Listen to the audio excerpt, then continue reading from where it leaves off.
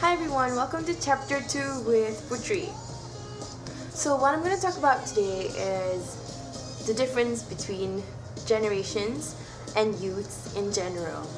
Now I've been asked by the chapter on what I think are the key differences between the current generation and the older generation. In my opinion, I think there's only one word for it. It is exposure. And this exposure is due to technology. If you're to look at the olden days, I'm sorry mom and dad, grandpa, if you're to look at the olden days, you will see that access to information or access to places are very limited. Say if you need to find out about something, you probably have to go ask your teacher, you'll have to go to the library and do your research, and sometimes when the books aren't out there and your teachers don't know, that's the limit of your knowledge. But if you're to look at the technology that we have today, we have the internet, which is the best evolution and revolution of humankind ever to date. You can see that information, i.e. exposure, is really really easy to access. All you gotta do if you want to find out about something is to Google it or search at wikipedia.com or .org, and or just text message and call your friends. If friend number 1 doesn't know, you can call friend number 2. Friend number 2 doesn't know, you can call friend number 3. And if it's something work related, you can call your lecturers, It's as easy as that. And if you have to send a certain document, in fact, you don't even have to go and give it to them by hand. You can just email it to them and they'll get it straight away. I feel this is one of the greatest blessing that we have in this generation. That is the exposure and access to information. So thank you, internet, and thank you, technology. Okay. And apart from that, I would say if you're talking about the attitudes of the old generation versus the younger generation, I also feel that the the current generation, we're much more open to things compared to the older generation.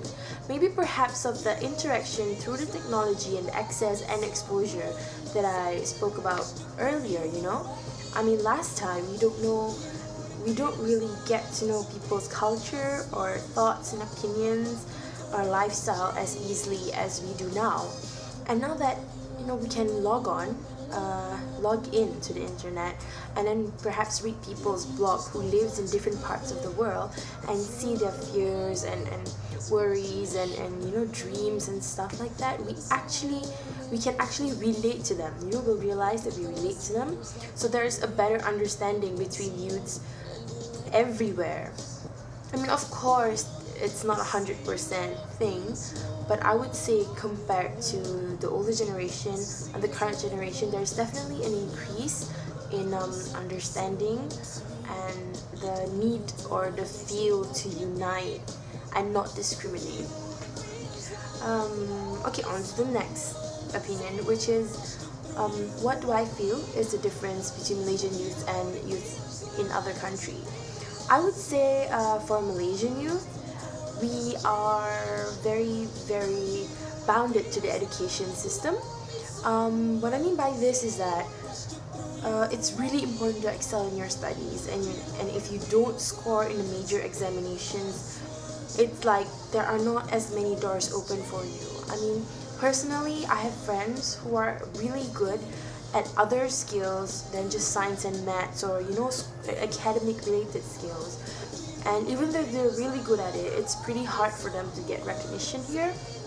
It's pretty hard for them to get into special schools that cater to that kind of technical skills, say performing arts or skills in carpentry. It's pretty hard for them to break through the market and really sell themselves out there and fulfill their full potential, because there is already some sort of a stigma in existence whereby if you don't score in your UPSR, PMR, SPM, STPM examination, that's it for you.